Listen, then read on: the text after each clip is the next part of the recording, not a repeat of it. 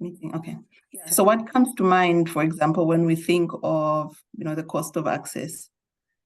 Do we think monetary, or do we think the cost could be greater than money, for example? So yeah, maybe just to get a few thoughts in the room in terms of what comes to mind.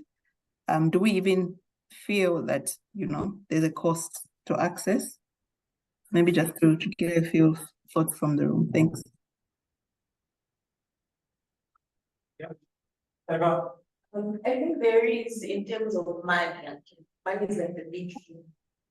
So that we Okay. be able to access. Yeah. Okay. Thank you for that. Any other thoughts?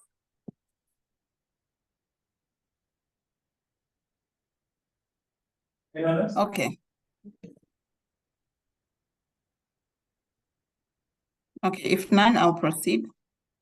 So when we speak of the digital divide, this is really, in simple terms, it's the gap between groups that have access to the internet and those that don't. So those that have access to the internet and technology versus those who do not. And groups are very different, very diverse. You could be looking at, for example, gender, so, women versus men, or you could be looking at, different populations or different demographics. You could be looking at people living in rural areas versus those that live in urban areas. So the groups could be very diverse. But for the sake of this discussion, I think I'll dwell a bit more on the gender digital divide. So again, in coming to the gender digital divide, this is really, the inequalities between women and men in regards to how they access ICT, so how they access technology, how they access the internet, and so on and so forth. So when we come to the Zambian context, I'll just give a bit of background in terms of some of the statistics that we have currently. So for example, mobile subscription, according to ZICTA, was at about 99%. I know we had reached 100% mark at some point. And in terms of internet penetration, 53%. Then the Digital Status Economy Report also estimates a digital gap of 34%. So mobile subscription almost at 100%. So this is the number of people countrywide who can access, or have access to a phone, regardless of whether it's a smartphone or if it's those ordinary phones. Whereas internet penetration was at around 53%. And then the digital gender gap, that's the gap between men, women in the country that were accessing digital technologies, was at 34%. Again, we see that about 60% of Zambians live in rural areas and 40% in urban centers. I was also quite surprised when I came across this because oftentimes it feels as if a lot more of us in the urban areas than in the rural centers. And then to borrow from the ZICTA National ICT Survey, so the last one was done in 2018, and they did a follow-up to that where they produced a gender report. So this is just to show us how men and women in Zambia are interacting with digital technology and how we are accessing it and how we are using it. So you find that about 17% of males have access to had access to the internet, as compared to 12% of females. Whereas in terms of mobile phone ownership, 87 males, or 87% rather, own the phone. So this is the ordinary phone, whereas 1% of females at the time own the phone. And if we, break it down further into smartphone ownership, we see that 29% of males own the smartphone, whereas 30% of females own the smartphone. Here is where you see that the statistics is the only place where we sort of beat our male counterparts. And I think it's understandable. Usually when you look around, especially even just if I look in, that room, if all of you had to hold your phone up, you'll find that females tend to have smartphones. They tend to, like the nicer, latest, bigger phones. So perhaps that there's a lot that we need to interrogate there.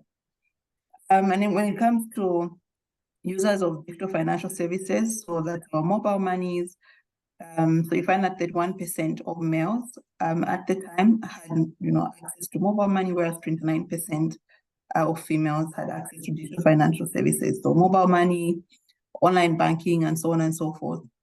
Then in terms of online risks, so if you were identified And I'll speak perhaps to just a few. We find that females had were most likely rather to experience online scams such as cyberbullying, identity theft, exposure to pornography, and hate speech.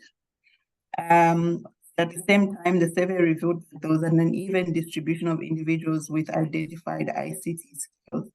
So generally, females had less ICT skills, and if you can look at that graphic, you'll see that the deep blue is, the national average, followed by the male average, and then, of course, female average. And you'll see that in most of those categories, the female were more or less lagging behind. So that's in terms of, basic ICT skills, for example, how to copy or move a file, how to send an email, so diverse skills, but also quite basic. So you find that very basic things, like, for example, how to copy or move a file, we fared pretty okay. How to send an email, but when it comes to the more technical stuff, like you create electronic presentations with presentation software, for example, there you see that there was a huge gap. Similarly, when it comes to writing a computer program using a specialized program language. So you find that the very technical skills, a lot of females were lagging behind as compared to, the male average. And it's only when it comes to soft skills, how to copy and paste, send an email, the very basic things where we tend to have fared quite well. So what is the cost of access? Here we established that the cost could be monetary. We said money resources are very key, very important, of course. So GSM produces annual reports, and so in 2022, it established that women are 19% less likely than men to use mobile internet. So this is across low to medium income countries, so countries like ours. So women are less likely than men to use mobile internet. And then generally across the region in Africa, I find that the gap in mobile internet use has remained fairly consistent. So averaging around 36 to 37%. So then what is the true cost of exclusion for women? So it was established by Alliance for Affordable Internet, which is an organization that was under the Web Foundation, where really they were trying to establish what is the true cost of women's exclusion from the digital sphere. And it was found that over the last 10 years that they've been doing this monitoring, an estimated 1 trillion in GDP in 2022 was lost, globally, and in 2020, and then the loss to GDP again was about 126 billion USD if they had to sort of disaggregate that according to different countries. So we see that, globally, again, it's a huge cost to lose. And then moving along, now that we've established, the actual cost, which is in monetary form, we see that closing the digital gender gap in these countries would deliver an estimated 524 billion increase in economic activity globally again. By 2025, that's what the entire world stands to gain in GDP if more women are connected to the internet, if more women are using ICTs. So we see that that is a purely business case. So why should we care about the cost? Why should more women be included in the digital world? Again, business case, because we are able to generate revenue, contribute, to revenue generating activities, contribute to GDPs of the country. So they say there are more women than men globally. So imagine how much GDP we stand to lose out on if we don't connect women.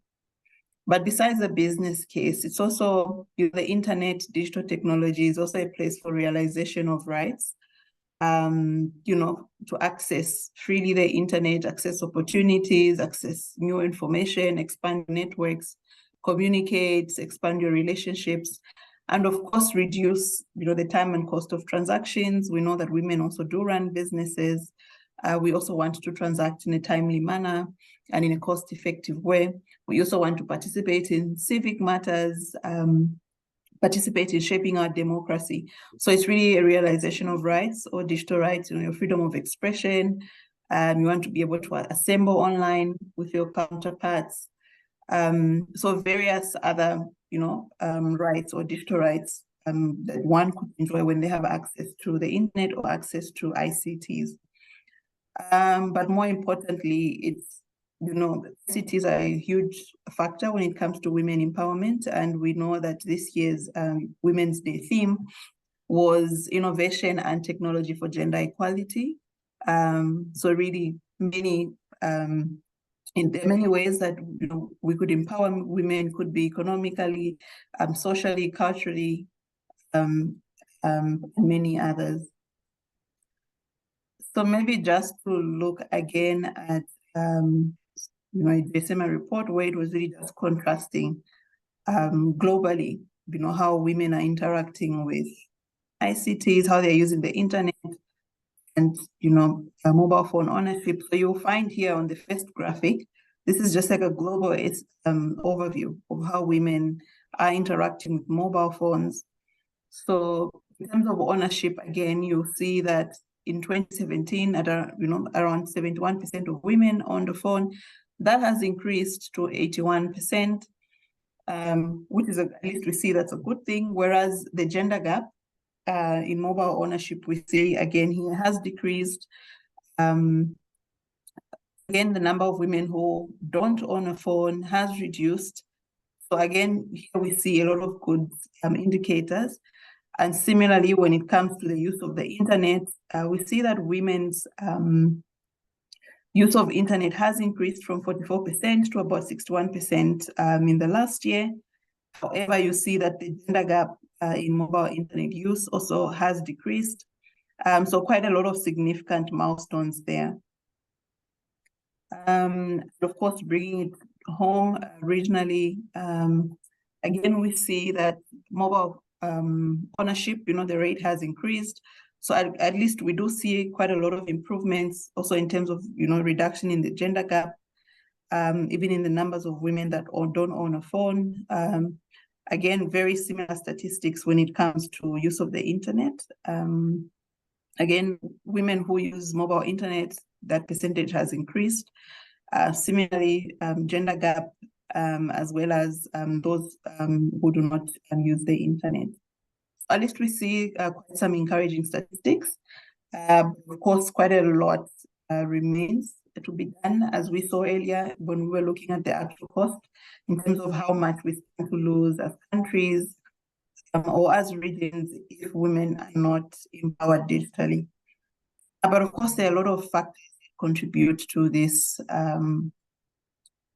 like high gender digital. All things are improving. We see that there are also quite a lot of factors that need to be addressed. So again, we spoke of money, so prohibitive costs. So that's in terms of how affordable our devices, how affordable is it to access the internet? And typically you find that women earn less than male counterparts, rather. Even when you look at the types of jobs that women have, they earn less. Also in terms of the types of jobs, it's not the top jobs that we will usually get, So again, we are caregivers and we are faced with a terrible scenario at times where you have to decide, are you going to buy a diaper or are you going to buy data? So it's such decisions that we are faced with on a day-to-day. So prohibitive cost of accessing technology, that's in form of accessing the internet itself, as well as the devices that enable us to access the internet. It's also issues around availability. So remember, we established earlier that majority of our people live in rural areas. So you find that, in rural areas, they have cell phone signal, but it's not enough to support mobile internet, for example. So again, we find scenarios where there's this thing of lending each other phones. If you have a cell phone, somebody else will borrow it to use it to access the internet and so on and so forth. We also have issues of energy. A lot of our countries are not on the energy grid.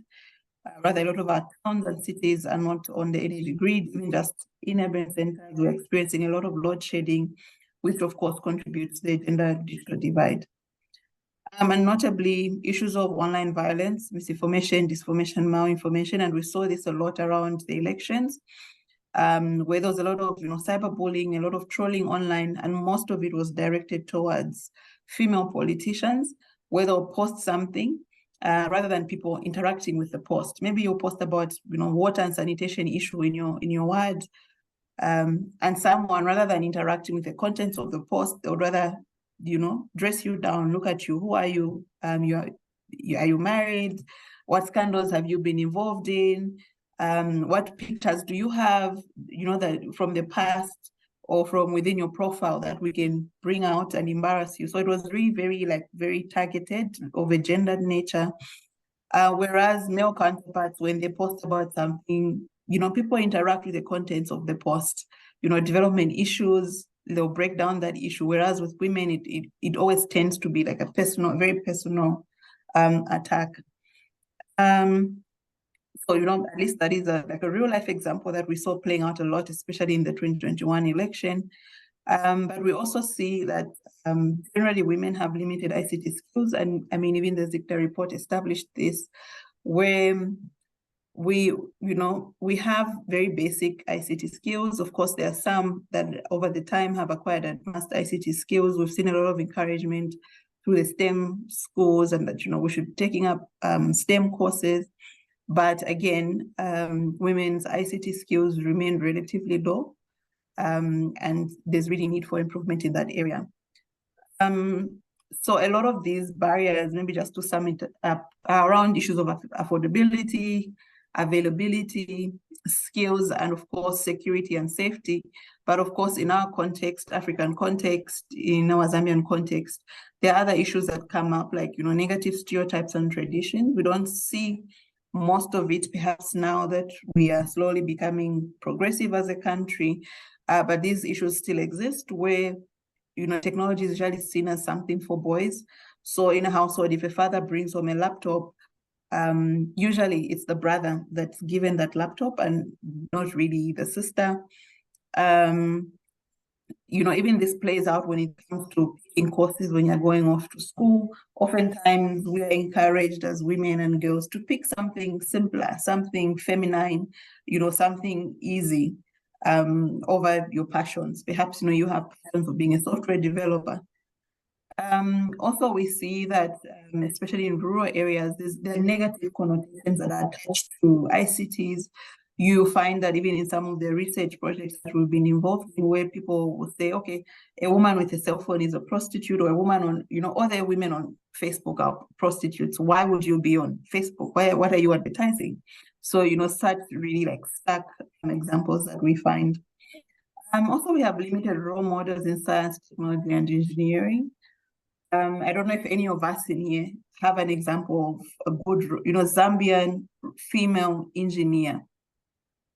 Any good role model in ICTs, in science, in engineering.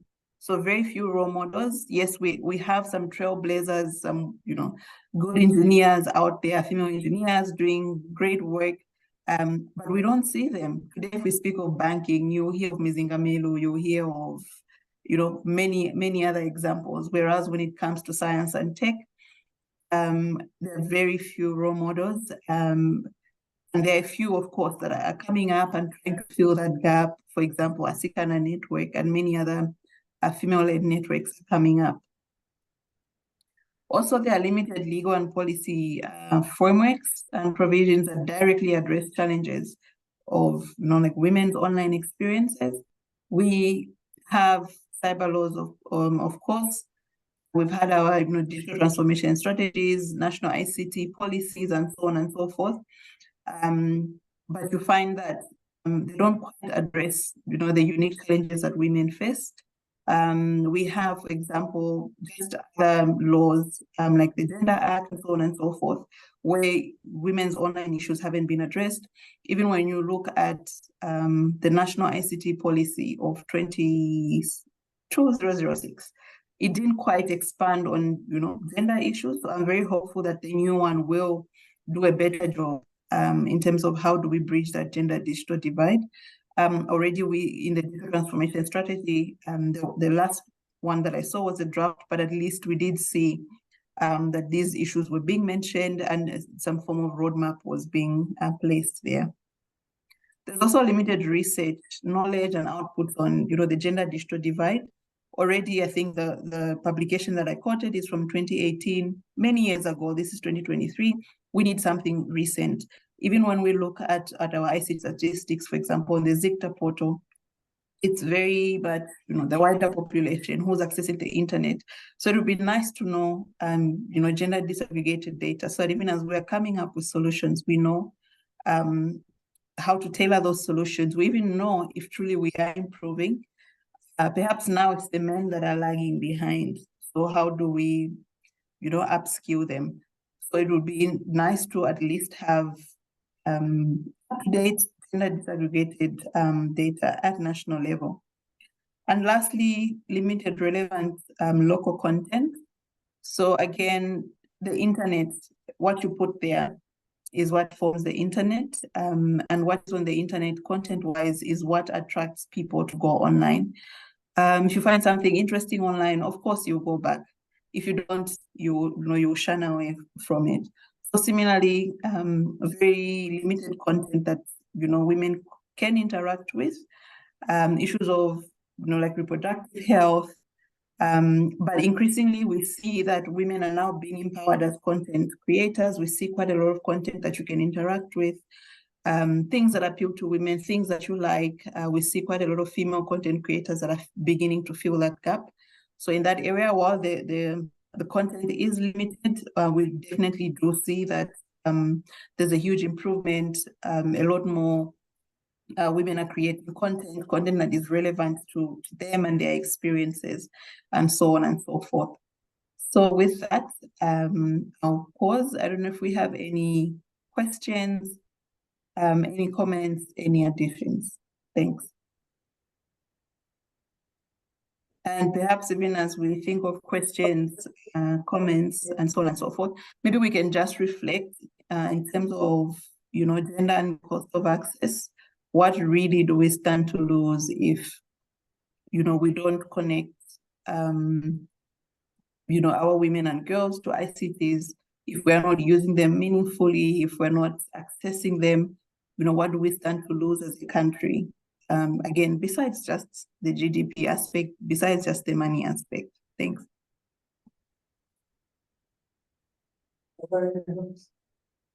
I can go? Yes, your hand is up. Thank you very much, Bulanda. I just wanted to contribute where you were talking about the cyberbullying, especially where the women, a lot of posts that are posted on the internet, they are targeting women.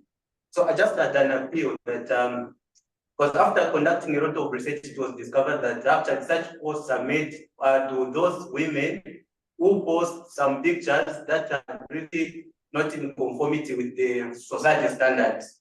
And to go straight to the point, most of them, they post what we consider to be half-naked photos. You find that even the dressing that they portray on the internet, they make the means to start posing very negative comments.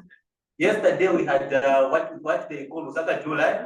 I think the pictures are there on the internet. They are there for everyone to see. And if you are to compare the dressing that was there for men and for women, you will find that men were modestly dressed in contradictory to what our female counterparts were dressing.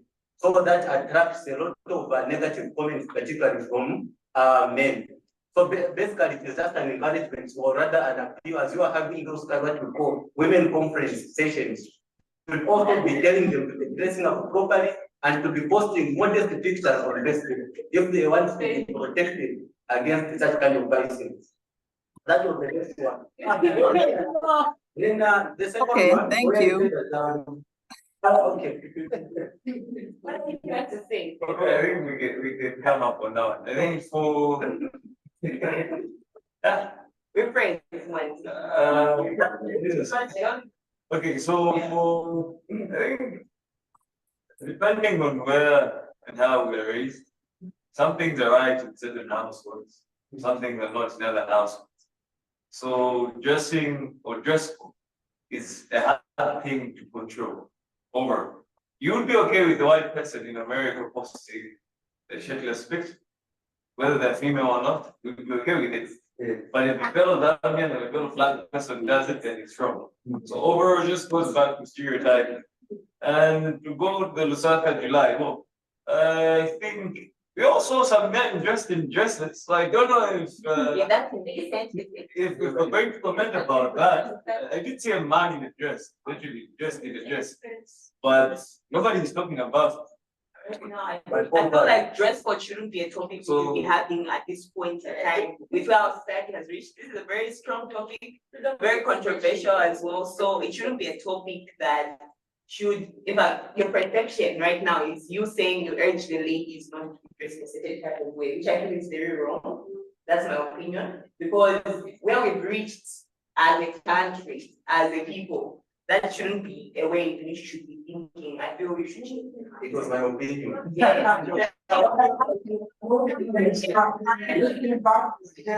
Okay, so maybe if I can chip in. I heard someone say it was, so you said it was your opinion, right? Yeah. Yeah, so again, I think one thing that our constitution guarantees is freedom of opinion, right? That you should have an opinion about anything and everything, but at the end of the day, one's opinion does not make it a fact, right? We all have different ways of looking at life and looking at things. That is something that the Constitution guarantees, that you should have expressed yourself a certain way. It doesn't prescribe, but of course that expression does not infringe on the next person's rights. Dressing, again, is a form of expression. It's again boils down to one's opinion about dressing. So in as much as you feel that that's a right you should enjoy and express, it's in the very same sense that one would want to express themselves online. One thing we have to remember is the online space, what we put there is what is already real world. You mentioned Lusaka July. Of course, it was not happening online. People were dressed like that in real life. So if in real life, for example, in your country, you can walk topless and no one will attack you, it means that even when you go to the online platform, no one should attack you if you dress topless, right? But what we have to remember again is that social media platforms have community standards. So these are really the do's and don'ts. So naturally, if you put up, for example, a topless photo, it will be taken down or it will be flagged. In the same way we had that problem when people would post photos from Chwala, because that is tradition, for example. Within that celebration to go topless, and if you post that on Facebook, Facebook will say this is nudity.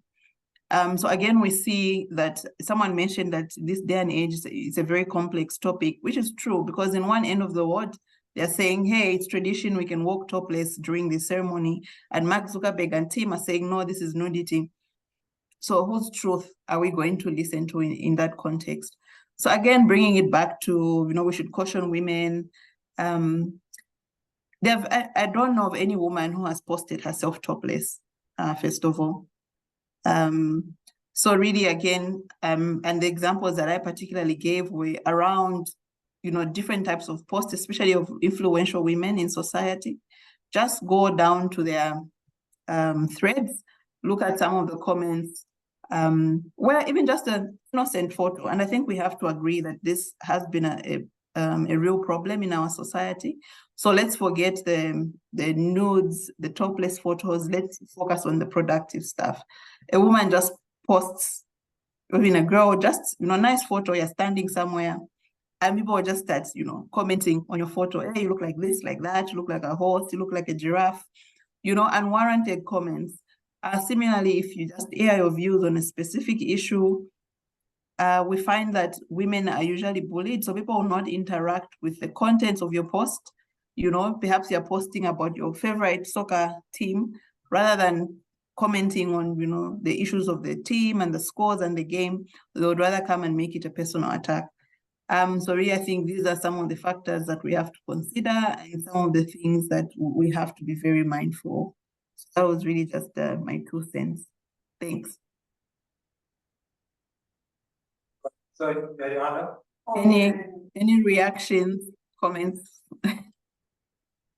Mine is always Maybe you can speak up a bit. Oh. Yeah, so my question is, I think I noticed something on the third slide from your presentation. Okay, let me just see if I can beam it again.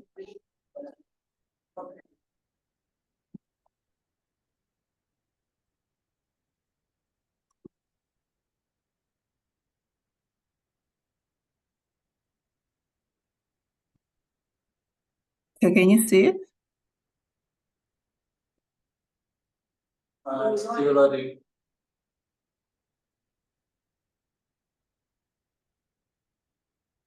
Yeah, so that was like, it's showing the statistics for the distribution of ICT skills. So I think for all the categories, yeah, actually the one I'm interested in is the comments. Is which one? So I was more interested in questioning about the other. Apparently, it's the only one that has the highest female, but it's not known as to what is in the other.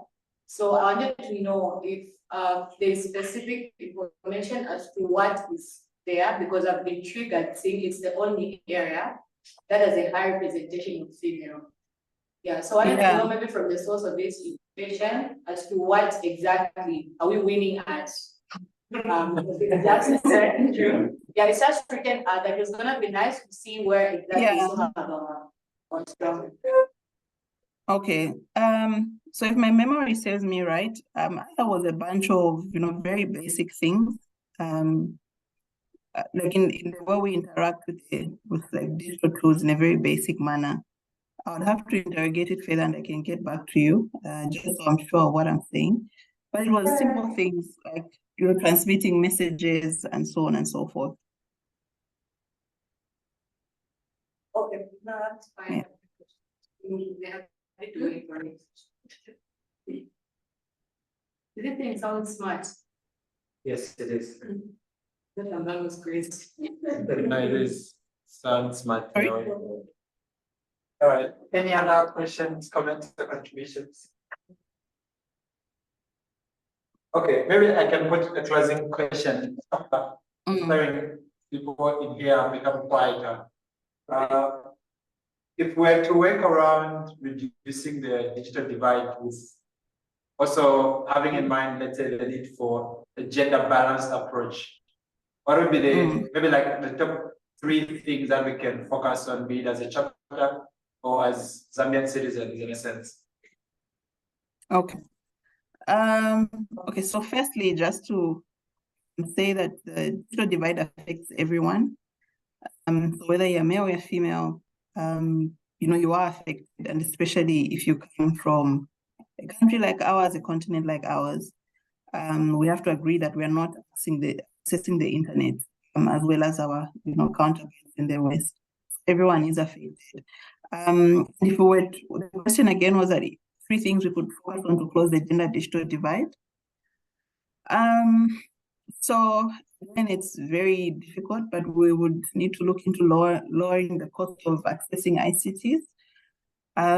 So across the board, because again, remember, it is expensive for everyone. So across the board, if we could lower the cost of accessing, ICTs, digital technologies. I don't know how it sounds to have, for example, subsidized gadgets. Imagine subsidized gadgets for women, or having maybe specific data bundles for women.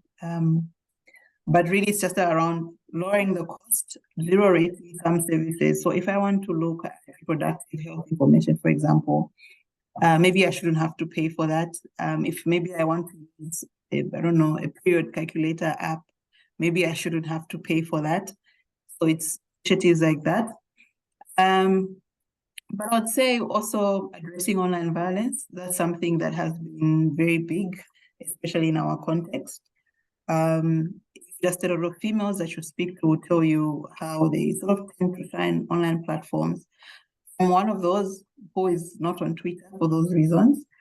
But really, again, I would say perhaps also enhancing our policy frameworks. So in terms of our national ICT strategy, digital transformation strategies, to what extent are we penning down those aspirations? Because at the end of the day, that is a roadmap, it's a plan.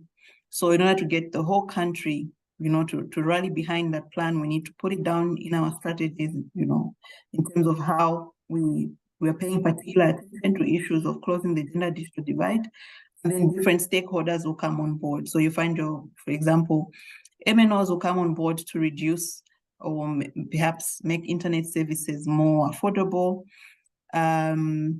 Perhaps academia will come on board in terms of providing, research data. So really for me, it stems to how we look at our national ICT related policies, because really that is a roadmap for the whole country, agreed upon that we want to follow as a country. So number one. Number two, addressing online violence, because it's been a significant contributor to women participation online. Lastly, looking at how we can lower the cost of access through internet services and different digital technologies. So either we lower that access, or we increase how much money women are making, so that we are now able to afford some of these services. So that would be my top three. Yeah, sure.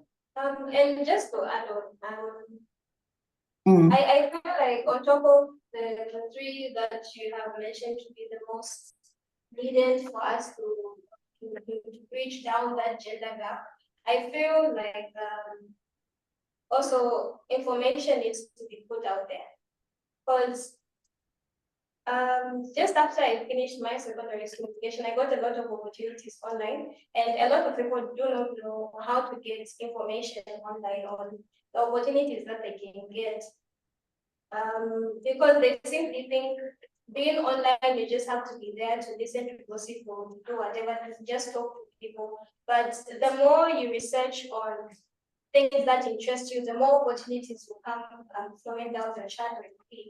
And so I feel like spreading the word out there should be one of the needs that need to be put in place for the gender gap to be reduced, because some may just act out of ignorance that they wouldn't know what to do. Otherwise, the opportunities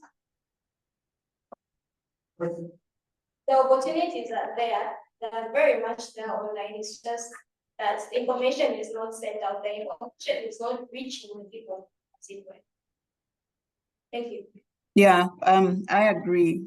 We need a lot more awareness, getting information into the hands of everyone, especially around productive, like encouraging productive use of ICTs. And of course, that's a big recommendation, because to an average Zambian, for example, the internet is social media. And yet there's a lot that you can do on the internet. You can access a lot of opportunities, like you said.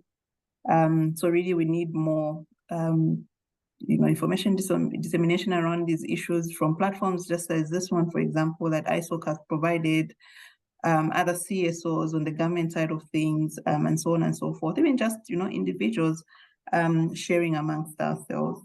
Yeah, thank you very much for that. Any other contributions? But also maybe my call to action again to the women is that we need to be involved, besides the awareness raising, but also in generation of relevant content, because it's content usually that will attract people to come to the internet, to use social media, to join your group, and so on and so forth. So if we can generate relevant content, we know what we like, we know what appeals to us. If we did more content generation that is locally sourced, that appeals to our day-to-day struggles, definitely more and more women will join the bandwagon. They'll come online. Even the people in the rural areas, will be attracted because they want to know what are our friends accessing online that we could also benefit from. Any further comments or questions, contributions?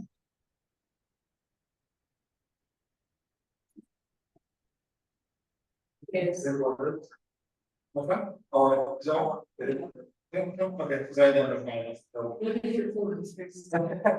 Okay, proceed. Thank you very much. I also wanted to contribute on the digital divide.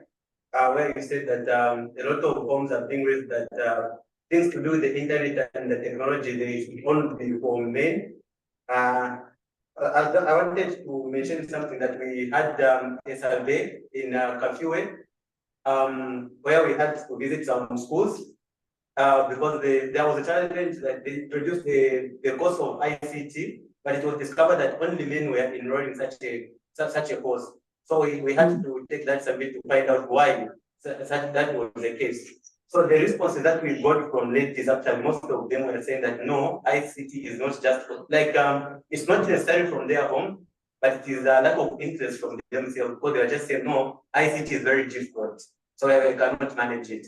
So when we try to talk to them, saying that no, actually we are going to be using these infrastructures and this knowledge for you to be working in future, then they were just saying that no, I do not have I do not have any perspective of working in the future. Maybe I'm just going to be working in the field. So the interest usually came from the men who are saying, no, I want to start developing applications in future. I want to be an accountant.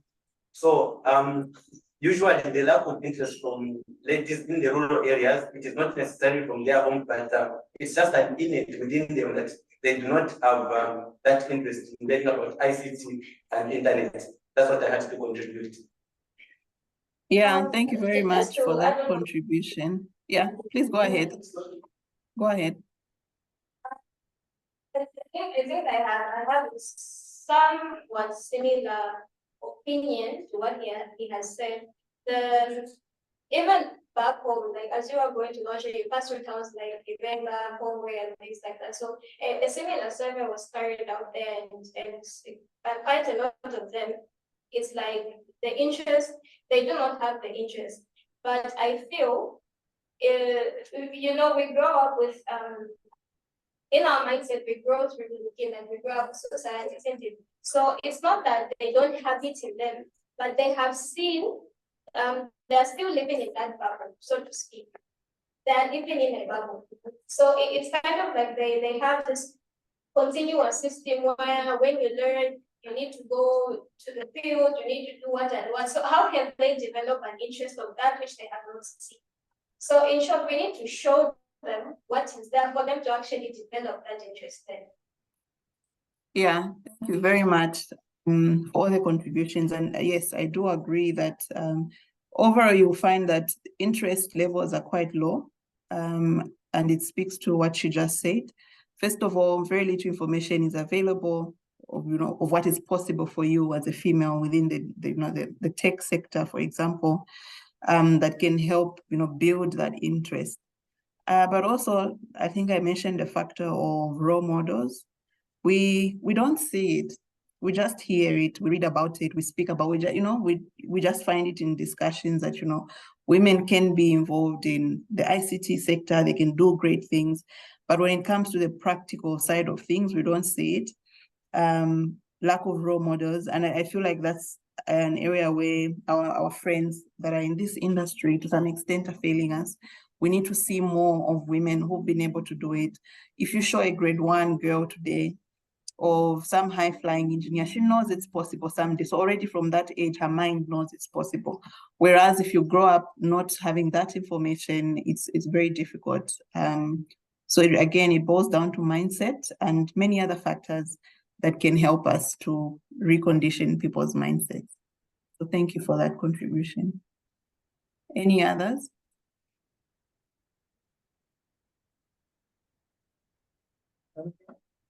Okay,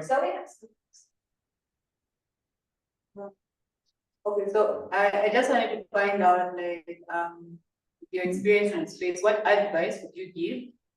I think with the current topic of discussion to women, I think like as origin, like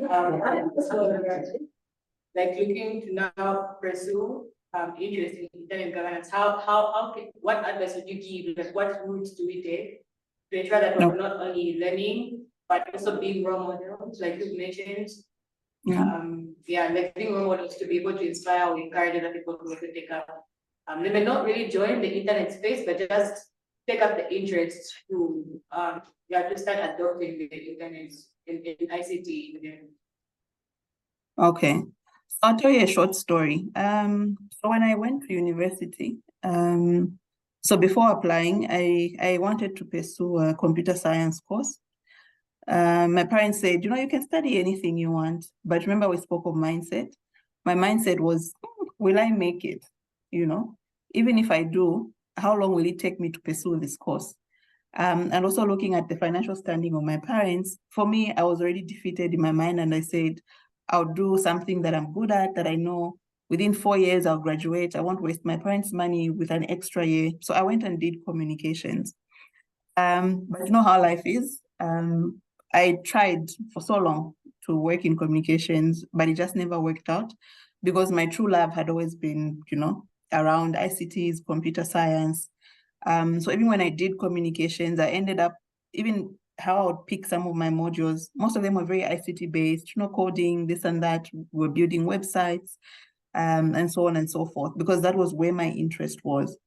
So later on, I met a great mentor. So I had applied for an internship somewhere where they were looking for a telecommunications graduate.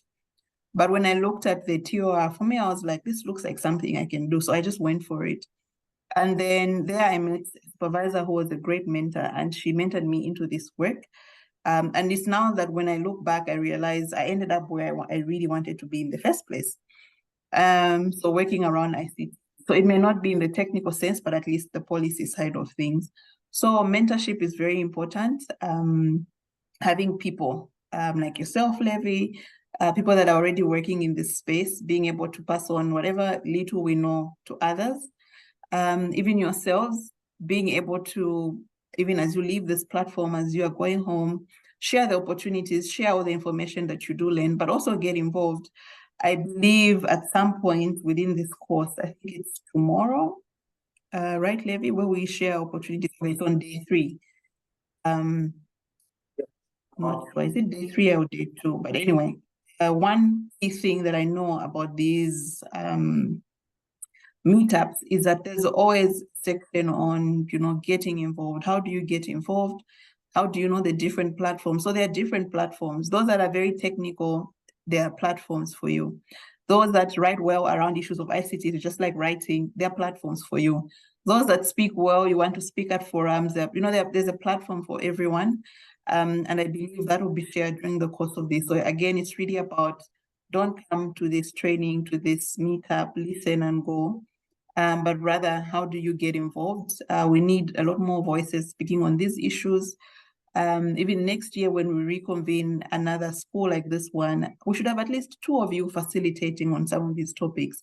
So really, that's how I'd implore everyone to get involved locally. We have the Zambia Internet Governance Forum. We have, you know, the Zambia School on Internet Governance. We have the Youth IGF. We have so many local forums. We have other regional ones where we network with colleagues within the continent. We share our experiences, even solutions, you know, what can we learn, for example, from Kenya? What can we learn from Zimbabwe? What can we also teach them? Globally also, there are forums that we can be involved with.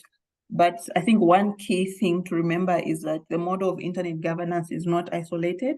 You know, the internet is borderless. So you can't say we are Zambia, we are, you know, within our borders, and this is how we're going to tackle issues of internet governance. Because tomorrow someone will commit a cybercrime against you and they're in Uganda. How, you know, does the police, for example, pursue that case? So again, very important to remember that issues of internet governance should be looked at holistically.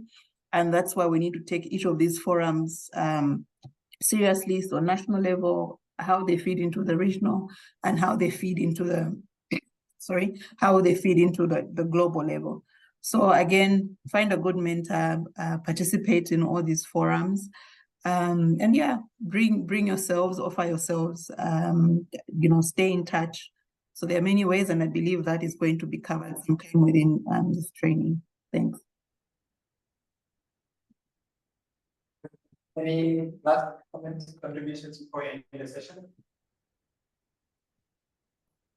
Okay, silence means no comment. All right, thank you so much, Bulanda. I'm really grateful for taking time out of your busy schedule. Yeah, this one. Thanks for having me. Yeah, thank you so much. I look forward to seeing you more And yeah, we'll keep engaging. I must thank you for your time and for allowing us to trouble you this afternoon. Thanks, Levi. Thanks for having me. Thanks for an engaging time, everyone. It was nice to hear from you, to learn from you. And I wish you all the best over the course of the next 3 days or so. Thanks. Bye. Bye.